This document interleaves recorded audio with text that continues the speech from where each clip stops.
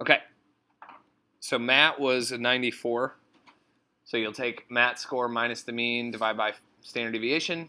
The z-score will be 0.50 in this case. And so 0.50 on the z-score table would be, here's 0.50 would be right here. So 19.15% of the data falls between the mean and Matt. So percentile-wise, Matt would be 50% plus that 19.15. So the percentile would give us 69th percentile. And what about like with Noel? Yeah, so Noel I screwed up on. So Noel should be negative 2.50. Yeah. Right? Because I accidentally did these backwards. So negative 2.50 would give us the same percentage as a positive 2.50 z-score. So 49.38. If you do 50 minus that, it'll give us 0.62%. Yeah. So we'll round that up. So Noel would be in the first percentile. Yeah. Is that good or bad? That means that about 1% of people scored lower than you. That's pretty bad. You want as well, it kind of depends. For test scores, you want to be in the highest percentile. But like for some categories, you might not want to be in the highest percentile. Well, the thing is, the person that got in the 93rd percentile got a 98, but then the person who didn't do too well, which didn't do too well on their standard, was the 82. Standard deviation is really So low say that for again. test. Hannah, Yeah, that's what I was pretty much saying. say that again. The standard deviation was pretty low. Yeah, it's fairly low for this one. Yeah. You gotta think that means 82 was the second lowest score. It's not bad. I want to get this class. Right? Yeah. It's like clearly every student did well. Or their professor made the test super easy. Yeah, what's really amazing here is that the difference between an 88 and a 98 is like most of the population. So, yeah. Yeah. So, okay, so this should be negative 2.50, and that should be, the percentile should be 1, or the first percentile. All right. If you want to score in the highest percentile, which situation would be best? You would want to have a low average and a small standard deviation. Because what that would mean is that your score, your z-score would be really high, right? Because the mean is way below you, and the number of standard deviations you are away from it would be maximized if the standard deviations are small. Like for that one, even if you had a perfect score, you would I guess be like, you wouldn't necessarily be in the 100th percentile. Right? Not necessarily. Right. This But happens if you on the had like a GRE, 60, actually. If you had like a 60 and you got like 100, like that mean was a 60 and you got 100, and like just Standard deviation was like 5 points or something like that. You would probably be one of the highest scores. Right. Yeah.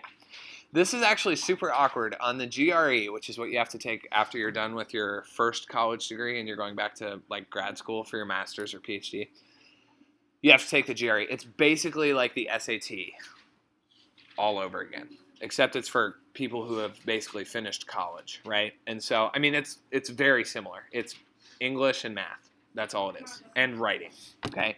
So what's awkward on the GRE is on the math section, there are so many people who did engineering and mathematics and stuff who take the GRE to go on to grad school that a perfect score on the GRE only puts you in the 92nd percentile, which basically means that 8% of people get a perfect score on the GRE math part. The English is much harder, okay? I mean, we can just, this is kind of fascinating to look up.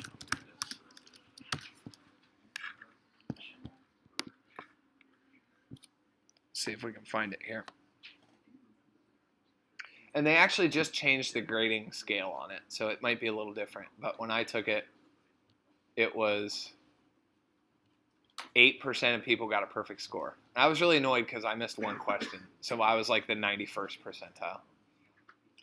Wow, your life is hard. Yeah, it is. It is hard. Do they even have anything on here? Okay, here we go. All right.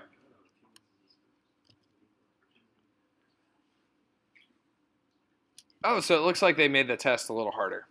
So a perfect score, yeah, A perfect score would put you, quantitative is the math part, and then verbal is the English part. So a perfect score would put you in the 98th percentile, which still means that 2% of people are getting a perfect score, which is still pretty substantial. The English is right. Yeah, the English is much harder to get a perfect score on. Yeah. So to put it into perspective, when I took it, I got a 790 on the math, and that was 91st or like 90th percentile, and I got a 620 on the verbal, which was also like 90th percentile. So a score of 790 in the math was equivalent to a 620, and they're both out of 800 when I took it. Did you go to grad school for teacher? Yeah. Yep. Isn't it 6 years of college for teacher? For me, it was 6, yeah. Not For most people, it's 5. What'd you do? Didn't do very well my freshman year. Look, I don't blame you. You're not here, so it's good. I did. College is a wild time in every life. Enjoy it. Okay. Any questions on 9? No. Okay. 10. Percentile is a measure of, it's just the percentage of data points below you. So that's what percentile is. Yep. Mark got a score of 91 on his entry exam. Name the colleges in order based on the percentile into which he would fall at each university. So Okay. what happens is you've got certain universities, and these are just made up numbers, but this actually happens. It's like, well, at Penn State, you would be in the 80th percentile, but at Harvard, you'd be in the 20th percentile. Yeah, you can go So. on the College Board website that does the SAT, and they have like a thing where you can look at like At where it, their average if I went to student- this school, where Yeah. would I be? Yeah. like where the average student falls within their test Yeah. scores and stuff. Yeah, when I went to Ohio State, I got a 27 on the ACT, which nationwide a 27 is about the 85th percentile, I think. But at OSU, it was like average. So it was like I went from being top of the class to just average. So, and the average at OSU now on the ACT is a 28, I believe, actually. So I don't even know if I would have gotten in if I had applied this year. So if any of you got into Ohio State, that is very impressive. Okay, so Penn State, so you had a 91, so all you need to do here is figure out your z-score and then look up the percentiles. I actually didn't even bother to look up the percentiles because I know the person who had the highest z-score obviously had the highest percentile ranking. And then whoever was next, and whoever had the lowest z-score would be in the lowest percentile. So, but just for sake of practice, we can look them up. So the Penn State, you had your score, which was a 91 minus the mean, which was 82, divided by 8. So that gave us a z-score of 1.125. Or z-scores you're supposed to round to the nearest hundredth, so let's call this 1.13. So 1.13 for a z-score would put us where? 1.13. I believe right here. 37.08%. Yeah. So what were your answers? So the Penn State person would be, percentile-wise, they would be the 87.08% percentile. Okay. Where did my cursor go? Oh, there we are. Okay. Wait, how'd you Maryland do first? Maryland was the worst percentile because Maryland had the lowest z-score. Oh, so wrong. Oh, yeah, I didn't bring that. I did them the other way. Yep. Northwestern, the z-score was a 1.63, so theirs was pretty good. Was Unit 1 the biggest unit? I feel like Unit 2 was pretty big. Unit 2 was by far the biggest. It's not, And it's probably like hardest. Yeah. Okay, questions on that?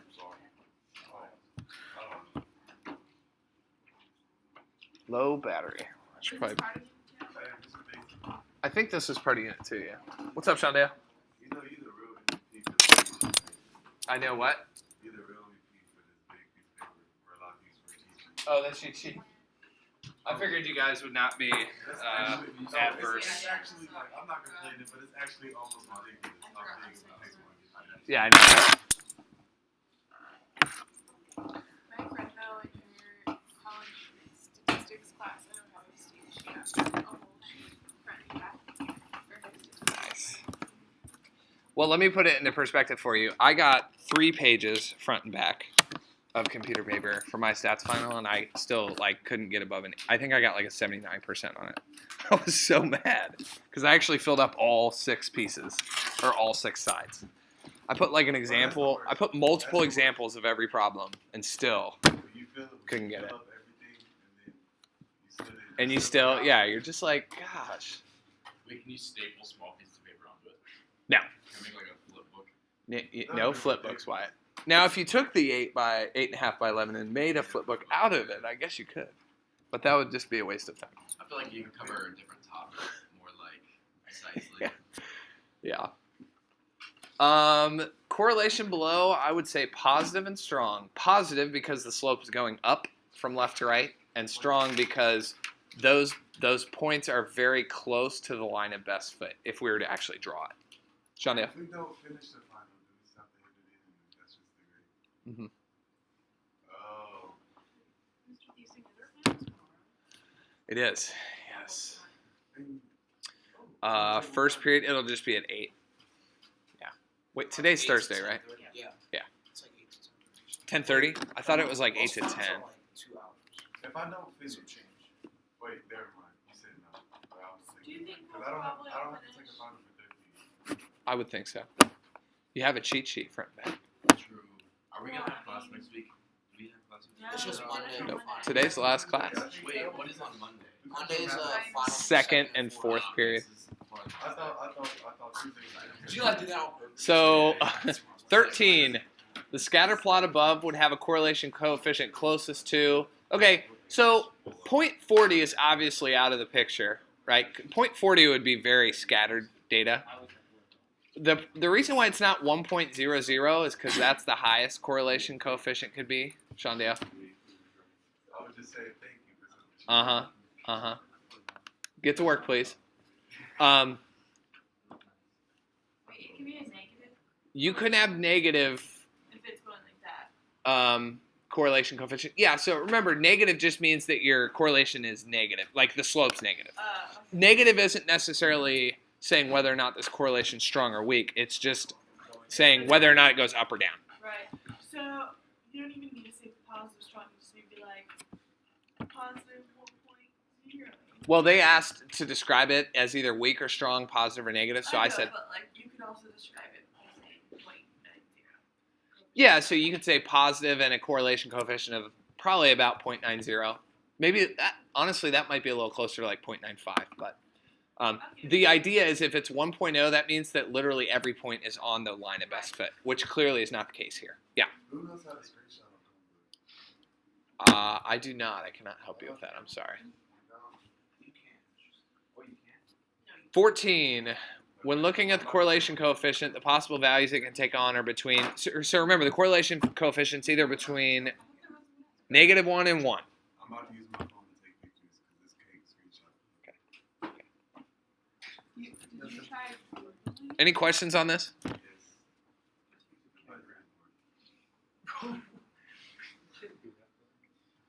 Okay.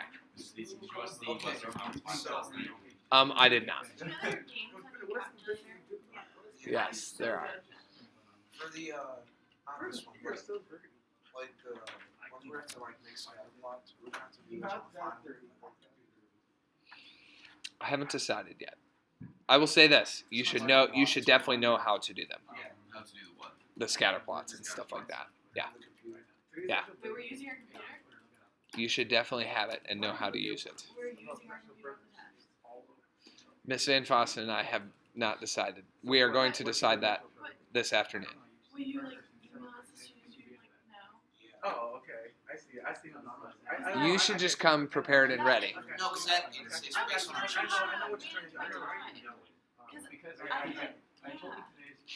No, if I have one like You are responsible for knowing how to do that.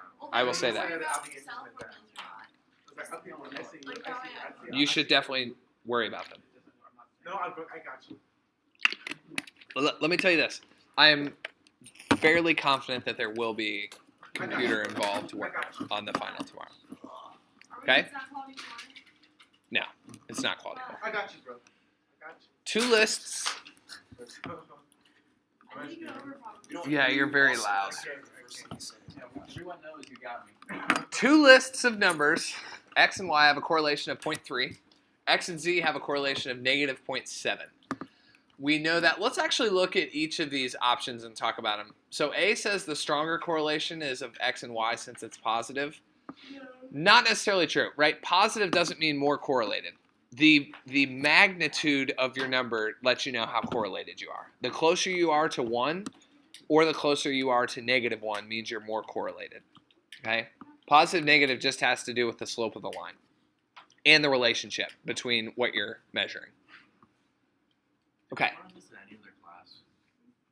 I feel like this seems familiar outside of stats. I don't think so. I think it just happened Maybe a while ago. maybe econ or something. I don't know. No, I think it was. B, the stronger correlation is the correlation of X and Z. That is the answer because 0.7 is much higher Stats. than 0.3. Okay, even though yes, we're negative 0.7, right? That's technically in math less than 0.3. It's a higher number. Yeah, just take the absolute value. Yeah, think of it that way. The two correlations are equally strong. No, that's dumb. That's not the answer. Sorry if you put that. I didn't mean to offend you. D, we cannot tell which is stronger without more information. That's also false. There's plenty of information right here. Questions on that? My biggest question is that question number 15 or question number 4?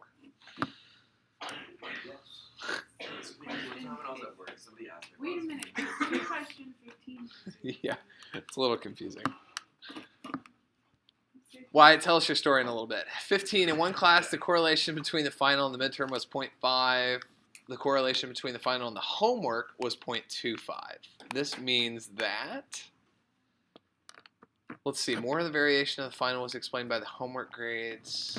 No. So, which had a higher correlation? The final and the midterm. What this means is that the midterm was a better predictor of what you were going to get on the final. That's what it means for the correlation to be higher. Okay? So when it says that more of the variation of the final was explained by the midterm grades than by the homework grades, that's the choice you want, right? Because the midterm was able to predict your score much better than the homework grades were. Handon? Okay. So B, like twice as linear. No, that's not really what we're talking about here. Twice as linear. Yeah, so it's got to be D here. What if they were both the same? I'm really confused by what you mean by more variation of the final that was explained by the So by variation, we just mean like people got different scores on the final, right? It's not like everybody got the same score. Are they just trying to say that like there's a better correlation between the midterm and the final? Yes, that's exactly what they're trying to say. This variation is really just the spread, and the correlation is really just the spread. Oh, that's Yeah. easy. Okay. Yeah. And if they were the same, then it would just be their relative times. I would say they're equally. Each offers an equally powerful explanation or prediction for the variation in the grades. Yes, math bars. The relationship between hours spent socializing online and GPA can best be described as, so there's definitely negative slope here. And I would say, as far as all the scatter plots I've ever seen, that's fairly strong. Like there's a clear direction where the points are going. It's not perfect. Like it's not -1. But it's pretty strong. That's probably like -0.8 if I had to guess. I go 0.75. Okay. So extreme. And then you would want to give an explanation to support your choice, which I forgot to write that out. But I'll give you an explanation right now. So I would say if you draw the line of best fit, the slope is negative, so that's why it's negative. And it's strong because the points gather fairly closely around the line of best fit. They are not very scattered. They follow a general linear trend. You could say that too. I would love it if you said that. They follow a general linear trend. Hmm? You have what? Weak? I mean, honestly, I wish they would have put negative and moderate, because I probably would have said Can we say moderate moderate here. on our test? Like if we just run moderate. I'll make it very obvious. Okay. Like, Because this one was like whisper. I would say I don't know if I would accept weak, because that's a pretty good correlation. I mean, I say that because I've seen more scatter plots than you. If you got, You don't know it's what not I a do. slam at all. I'm just saying. You don't know what I do on a Saturday. Okay, all right, you're right, Henry. But no, I'm just saying. I studied math for 5 years. I've seen a few more scatter plots than Hamden. You don't know what I do on a Saturday. So anyway, this is pretty good. Like if this was my research and I had that scatter plot and I was hoping for a negative correlation, I'd be very happy if I had that. I'd say, wow, this is really good data This is really correlated. as far as supporting my negative correlation claim. Variation here is very low. Yes, Low variation. bars. It was Okay. The little whisker one. The little whisker one. Let's actually, I'm going to skip this one for now. We'll come back to that one. I just want to finish these and then make a separate video for the Google Sheets. Okay, And also a little bit on probability.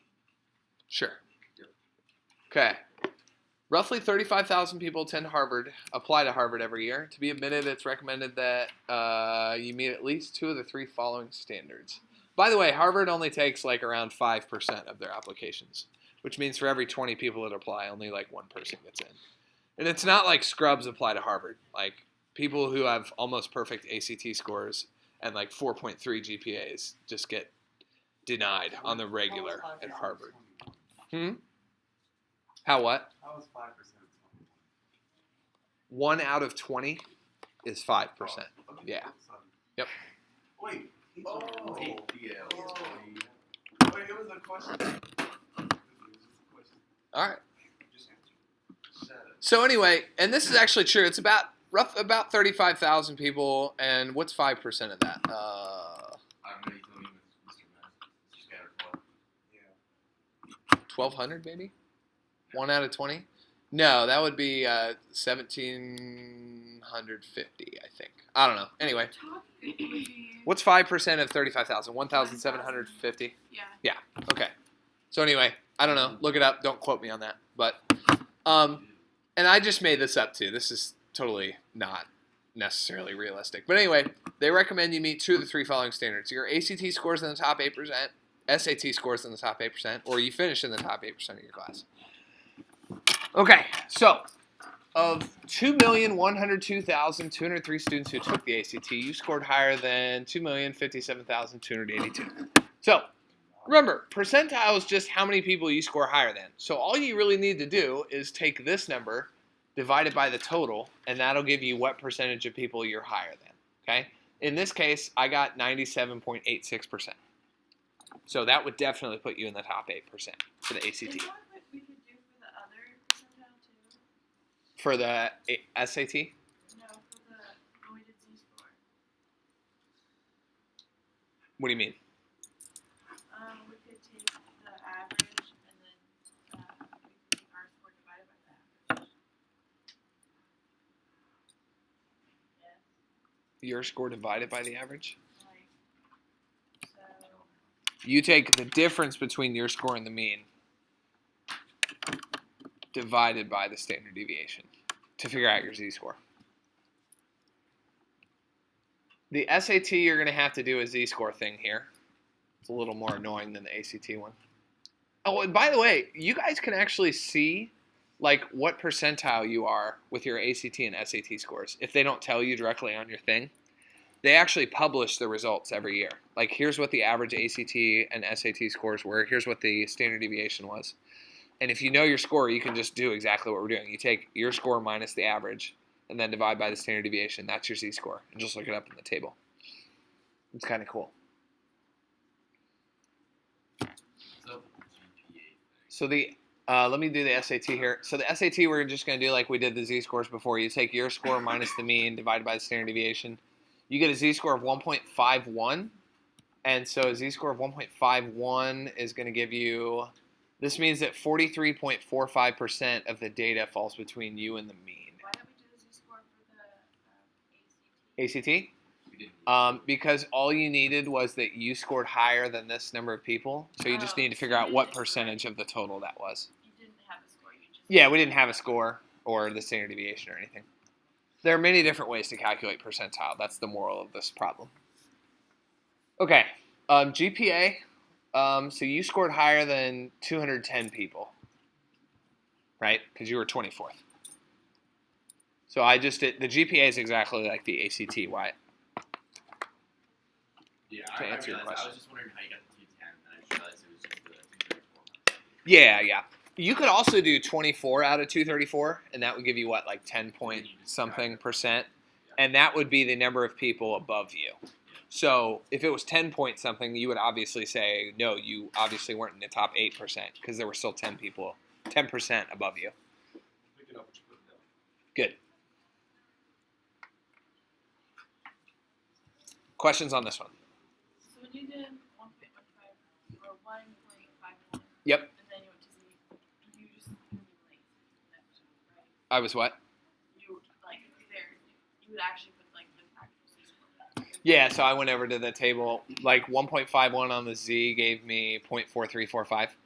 And so I said, okay, so 43.45% are between me and the mean. Yeah, I didn't write 0.4345 and then add it to 50. Yeah. The GPA, I said, look, if I'm 24th, that means that how many people are below me? It'd be whatever 234 minus 24 is. So that's 210. Or did I say 34? 24. So 234 minus 24. There are 210 people below me. Yeah. Wouldn't it be your score? Hmm? Wouldn't it be your score over everybody else's score? Your score, so your class rank divided by the total would give you how many people are above you.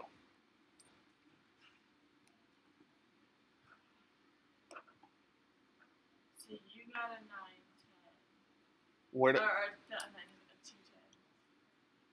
That makes sense. Never mind.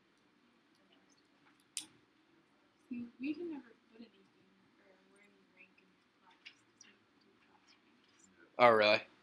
Oh, that's like a huge part of the college application. Which is nice because everyone sucks. I have a 3.7, and I- I'm in the 10th percentile of my Right. graduating class. I mean, that's really how it would be. We're reviewing for our final. What are you doing? Oh, nothing. I'm not gonna bother you then. You guys are reviewing. Come bother me later. I would love to be bothered later. Okay, so are we good on 18? What does it mean by When you're you? a freshman or So it sophomore, says it's you up. finished 24th in your class of 230. So if you took all 234 people in the class and you align them in order of GPA, you are the 24th one. But where does it say you've got a 210? 210 is the number of people below you. How do you know that? Because there are 234 total, and you're the 24th. So that means that there, like if you were going down the line, you were 24, that means there are still 210 people after you that are below you. Yep. Yeah, colleges, they're really big on like finishing in the top 10, top 20%. I mean, they love you if you're in the top 1, 2, or 5%, but I think I got a scholarship for being in the top 20% when I went to Ohio State from my high school class. So. So what's number 19? Where's the info for that? I forgot to put it in there. I know. So I read it off in class that day. So these are actually the actual numbers here. Why? So the minimum value is pretty easy. It's just the smallest number. Same for the max. It's the largest number. The median, so before I do Q1 and Q3, I do the median. So I just went over and counted. I figured that this bar was actually halfway in between all the data. So there are 7 points to the left of it and 7 points to the right of it. So the median would be, in this case, the average of 19 and 21. So just 20. How do you find quartile 1? Excellent question. Quartile 1 is the median of the lower half of your data set. I need to know that. Yes, you absolutely need to know that. So Q1, quartile 1, you just consider all the data over here on the left and then find the median of that. And is Q3 the same just for the higher numbers? Q3 is the same, it's just for the higher, yep. And what Q1 tells you actually is it is the score at which 25% of your people are below it and 75% of your people are above it. That's what Q1 is. Colleges love to do this for like their ACT and SAT scores. So they like to say, hey, 50% of our students fall between Q1 and Q3 because that's the middle 50, and they always list their score. So like, does anybody know? Like, I think we had talked about this before. Did you know what it is for Goucher? Like, 50% of our students score between this and this on the ACT. Oh, They have it published. You don't know. I didn't send my test. Oh, okay. But yeah, so it's usually like, between, like, I think OSU's is like, I don't know, 23 and 32 or something like that. So, on the ACT. So Q1 here in this case would just be the median here over here, which is 17, and then Q3 is the median here, which is 24. And then IQR stands for Interquartile Range. So, So I thought there were 4 quartiles. I thought there were 4 quartiles. there are. So the first quartile Q1 is right here. What that means is that the first quartile, the first quarter of people in your population are between 14 and 17. Q2 is right here. So a lot of people don't realize this. Another name for the median is actually Q2. We just never call it that because we call it the median. So, anybody? Did we go over the median household income for U.S.? Yeah. It's like it's around $53,000 a year, and the average is like 80 or 90,000. So that's crazy. All right. The IQR, the interquartile range, is just the distance between your first and third quartiles. So just do Q3 minus Q1. And that'll give you 7. All right. I'll just let you guys look at this, and you can ask questions if you have questions for the second one.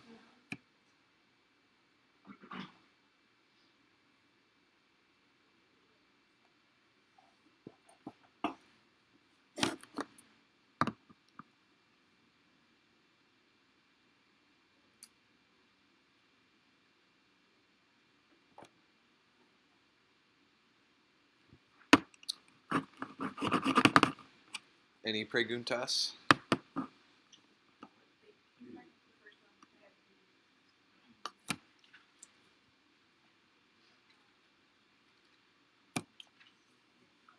Good? Okay, cool. So, I mean, there are lots of things you could say about, like, a committee asked you to comment about your findings. What interpretation would you offer? I mean, you could say, hey, the median was quite a bit higher on the first group, and you could say, hey, almost 75% of the people in the first group scored above the median of the second group, right? So here's the median of the second group. Almost 75% of people scored above that in the first group. You could say, it looks like I said the weights of the cats in the first group, as a general rule, are greater than that of the second group. So there are lots of different interpretations you could offer here. Well, final say, like, you do everything cool except for, say, like, the chi-square gives the test. Like, any question about that, you just bomb it, right? Which This is hypothetically speaking. You're not planning on doing this at well, all. obviously not. But, like, say you get everything's all cool except for that, and then you still have above a 90. Does it matter if that's what you bombed? If you're above a 90, you're good. Yeah. So with the plots and Western plots, it's like one of the outer quartiles is the same as one of the inner quartiles. Do you have to just drawing it like that? Are you talking about how like the one on the bottom doesn't have a whisker? Like a left whisker? Yeah, so you'll just put it right there. It looks super awkward. And this very rarely happens with data sets. The only reason that happened here is because it's a small data set, and I was kind of stupid and put way too many 16s in there. So, yes, that is correct. If you just drew without it, Yeah. Yeah. I kind of like drew mine like a little long here to let you know, hey, here's the whisker, but it was cut off. So, yeah. Okay, everybody's favorite, chi-square goodness of fit test. So here's what they claim. They know that the age distribution percentages of their employees are following this distribution right here. Okay? And you're going to test and see whether or not that's legit. So let's talk about the null and alternative hypotheses, and I'll go over the expected stuff here in a sec. The null hypothesis, remember, this is the boring hypothesis. This is basically where you're like, yeah, it's what they predicted. There's nothing exciting going on here. Their prediction's correct. And then the alternative hypothesis is the little more exciting one. And you're saying, actually, they're completely wrong, right? So to put that into statistics language, you'd say the null hypothesis is that the known distribution percentages are indeed an accurate representation of the actual population. The alternative is that they're not an accurate representation. Yeah. Null, so null means zero. So like there's no... So what they think is right. Yeah, there's no change in, like, we should not offer an alternative, basically. There shouldn't be any change to their prediction. It's good. What is H naught, so we call that H sub 0 or H naught, and that's why we give it a 0 because it's the null. So I don't know. I didn't come up with this notation, but I try to make sense of it. Yeah.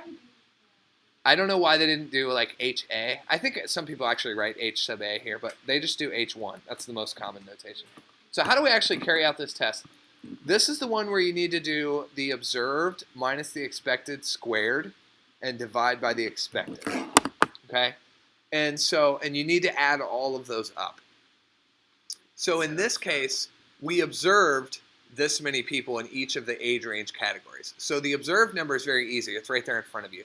The expected, in my opinion, is probably the hardest part of this. The expected, here's what you do. You count how many people you observed in your survey. In this case, I just added all of these up right here and got 1636.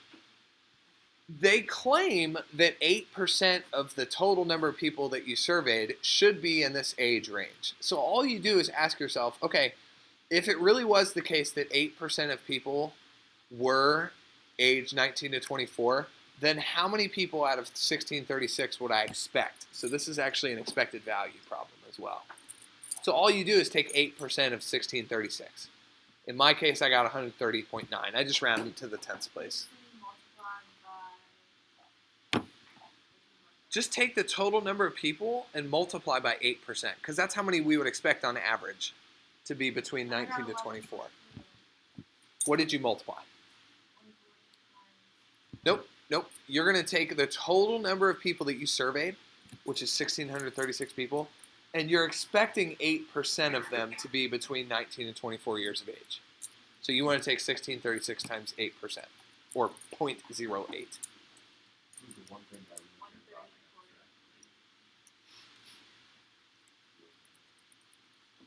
Okay, and this is kind of weird to say that we would, well, actually, you should have 130.9 employees that are aged 19 to 24, right? Because you can't have 0.9 of an employee unless, like, their arm is cut off or something. But even then, we'd consider them a full employee, right? So, yeah. This is Mark. We consider him a 0.9 full-time equivalent on our staff just because he's missing an arm. Yeah, a whole arm is probably a little more than 10%.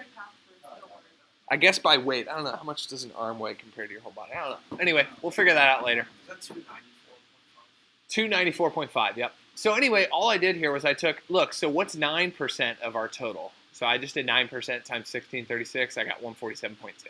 Okay? So what you're doing here is you're just multiplying this age times the observed sample.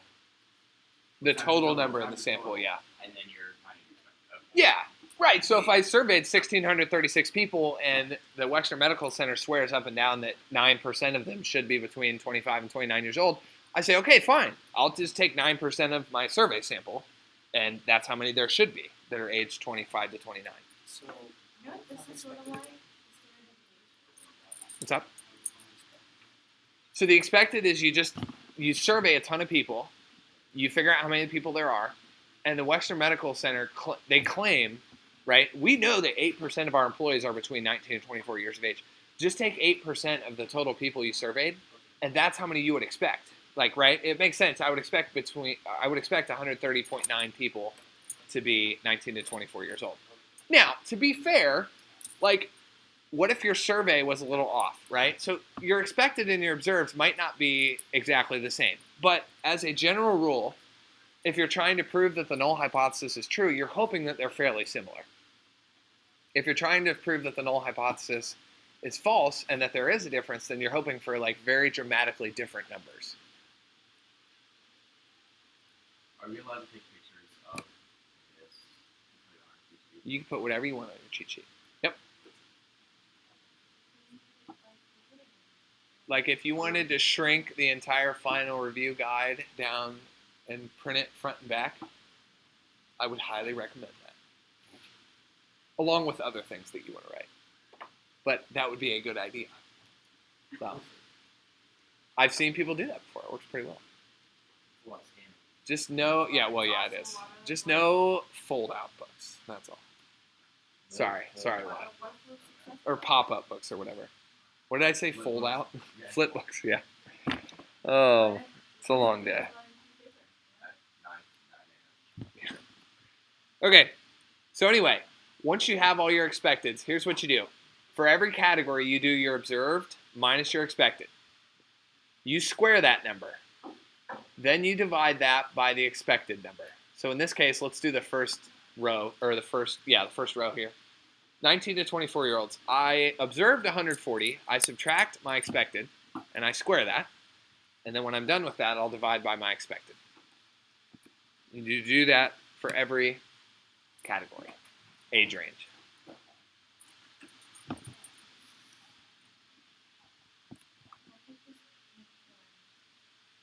When you do that, that's what I got. So we call this, when you add all of these up, your chi-squared statistic, okay? So this is just kind of a gauge of how extreme these numbers are. The higher your chi-squared statistic, the less likely that their predictions are actually accurate. If you're trying to prove that these people are correct with their predictions, you want a very low chi-squared statistic.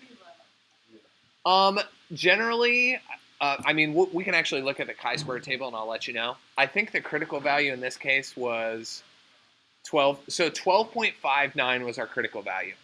12.59 was the point at which we said, okay, if it's 12.59 or lower, I'm willing to say that they're probably correct. They might not be perfectly correct, but they're close enough, right? I'll show you that in just a sec. But so like generally on a chi-square with, how many degrees of freedom do we have here? 6? Yeah, there are 7 categories, so we have 6 degrees of freedom. I mean, a pretty low, I would say 5 or lower would be pretty low.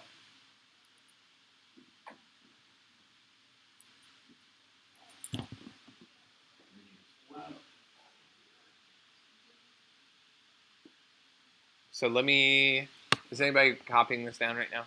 Can I go over to the chi-square table? Yeah. Okay, so let me pull up the chi-square table. Yep. So there were 7 categories. Degrees of freedom is always 1 less than however many categories you have. Where's my chi-square table? Here it is. Okay. So we want to test this at 5%, right? That's what they said they wanted. Use the 0.05 level of significance. What we're saying is, give me a critical value where only 5% of the time I would get a chi-squared statistic more than that if their prediction was actually correct. Okay, so let's look at our table. Our 0.05 level of significance is right here, so we want this column right here. Okay, our degrees of freedom was 6. So here's 6. Here's our 0.05 level of significance.